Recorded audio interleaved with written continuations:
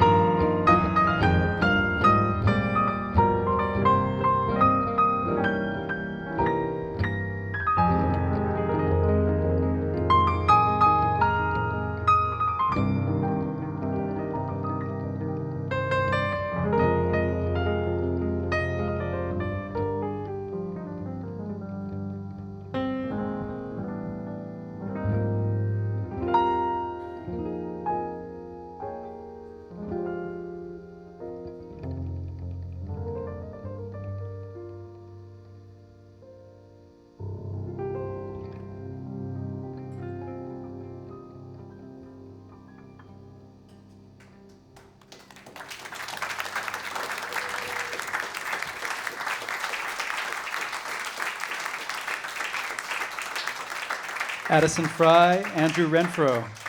Um, Thank you, gentlemen. So just before the event started, I asked if they had history with the space, and Addison you've recorded here, and you're one of the select number of privileged pianists who get to drop by and practice and develop things. But this is your first time here. What are your impressions as a first timer to the Yamaha Salon? It's a beautiful space. I'm kind of envious. I wish there was a bunch of guitars playing. But it sounds great in here. So. I wanted to ask both of you specifically about this format. So piano and guitar, because you each play in a lot of different contexts. You play in trios, you play with larger bands, you've done solo performance. There's something specific about the energy of the piano and guitar, and obviously precursors including Bill Evans and Jim Hall, and we just lost Lyle Mays and his history with Pat Metheny. So I wonder, for both of you, what precursors are you thinking of, if any, and what is the specific sort of, what are the specific possibilities that this pairing unlocks for you? I'll jump in. I mean, those the record you mentioned, or the handful of records that Bill Evans and Jim Hall did, are kind of the sort of the gospel of that pairing. But it's something that I've actually done a bit. We haven't played too much duo. We've actually played more with other bands.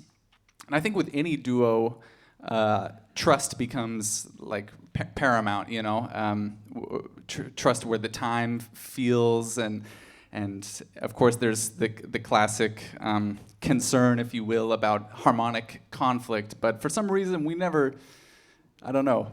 We don't really talk about it too much. I think I never look at us as like boxed in by the instrument that we play. It's just two independent voices. But I played with another guitarist when I went to North Texas. I did my senior recital with a guitar player, and maybe that was a chance to kind of figure out where the potholes lie, just inherently with the relationship of texture and density and those sorts of variables. Yeah, all those things that he said, for sure. Yeah, this is maybe the first time we played duo, you know? I guess we did some katana. But, oh, that's right, yeah. And but we played together in bands where we're the two chordal instruments, so although that can be very frustrating with many piano players, it was never like that with him. We always just seemed to figure it out, so. It's only natural that when we play duo, it's still working that way too.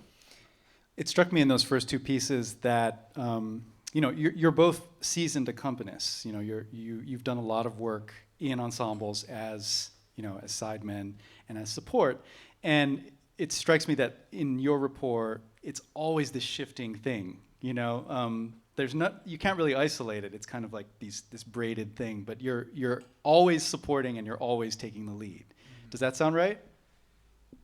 I would say so. I think if you have the mindset of being an accompanist at all times, even if you are the soloist, it will create the space for whoever is accompanying you to live comfortably. You know, they're not having to work overtime to figure out places that you leave. And that's a great point. We play in different musical contexts with my wife, who's a vocalist. We play straight ahead gigs and R&B gigs, and in each of those things, maybe in the groovier stuff, it's a little more pre-planned, which is kind of nice too, because then you can explore specific textures and find roles, and maybe that sort of trickled down to some of when we play jazz and swinging music that we kind of naturally are inclined to have that space. I always appreciated that, or noticed Andrew's radar visually on the bandstand is so strong. He's always not in a timid way, but deferring to whatever possibility might come next, and that creates a lot of opportunity. Yeah, I think being ready to defer and like he said earlier, trust, is totally key. So you mentioned North Texas. I know you went to the Hart School, right? Yeah. And then you both separately were at Juilliard. But the moment when you guys first encountered each other was as part of Betty Carter's Jazz Ahead program in D.C. And you told me that was the first year that Jason Moran had taken the lead. Yeah. Tell me about that experience, and did you guys have an instant hookup there? We weren't in the same ensemble that whole time, so I kind of saw him from afar. So we met and we were friendly, but I don't think we really played until maybe New York. What did that program contribute for the two of you? Like, what did you get from it? I think it was great. Like a lot of our peers now were all in that program at the same time, almost kind of spookily. Like a lot of the people I will run into at Smalls and I'm playing gigs with now were all in this specific class. What year was that? 2013. Yeah, that sounds right. And yeah, so I think just like community, you know, it was a good batch, and you learned from your peers, and much less the professors that were there. Dwayne Burno was there, and maybe his last year, and it was just a great experience. Yeah, the community is a great point. I mean, we were in our undergraduate degrees at the time, and you're still viewing the world from a regional bias, if you will, being from Kansas and from Texas. That was my first window into New York as a real thing, the East Coast as a real thing, not just a mythical place of history, but meeting the young people who are already making it happen there was inspiring. But the other aspect that I took away from it was really composition oriented. That's what they really preach and try to pass along the mantra from Betty Carter. Particularly one memory that year, I think maybe every year they pick a little bit of a different focus, but in our year I remember brevity was something that was stressed. It was always, if you can't present a tune in 3 minutes, you got nothing to say. And I think a lot of us in our music school time were just starting to explore the parameters, and it was pretty easy to subject you all to a 15-minute saga, So I that really impacted me a lot and got me thinking about vocal music and a whole different perspective about what story was I trying to tell as a composer. Well, in the spirit of brevity, I'm gonna wind this down. What tune will we hear next? We're gonna play a blues. This is a John Coltrane composition entitled Equinox.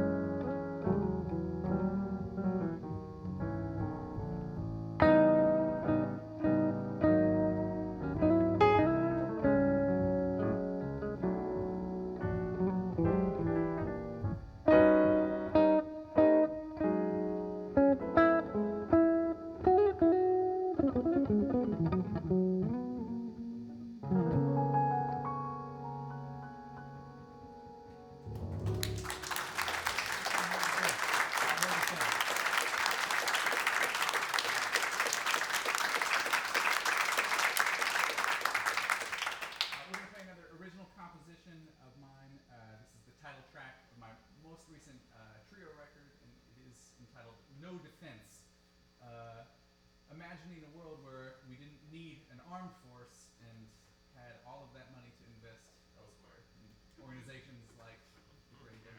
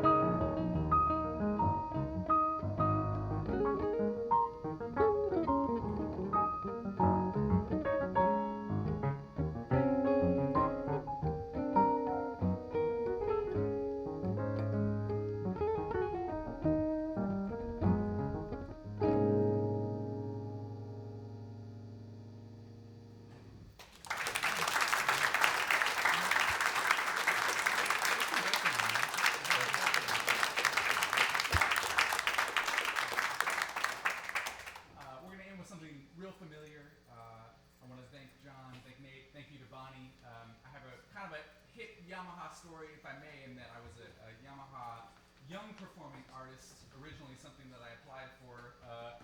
Actually, as a matter of fact, the same year I went to Betty Carter. That was a interesting year. And Bonnie and I kept in touch when I moved to New York, and she graciously extended the offer for me to join the Yamaha family about 2 years ago. So it's really been an amazing experience and really a pleasure to play for you all this evening. So thank you. Give yourselves a round of applause for being here.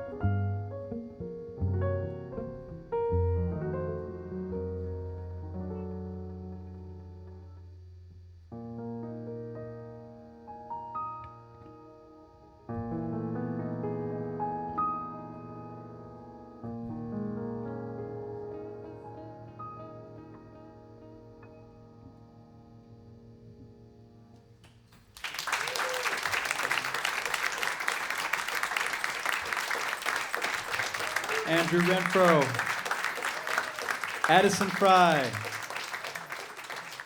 Beautiful. Please give it up.